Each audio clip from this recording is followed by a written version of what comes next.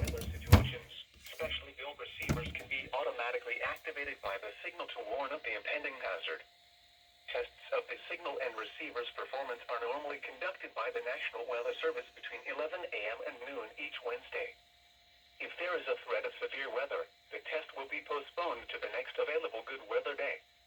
Reception of this broadcast, and especially the warning alarm tone, will vary any given location.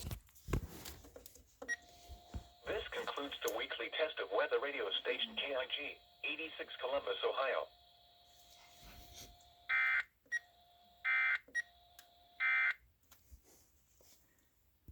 I did not pay attention to the time, but these were the only three that were on, so it was a perfect activation because everything went off.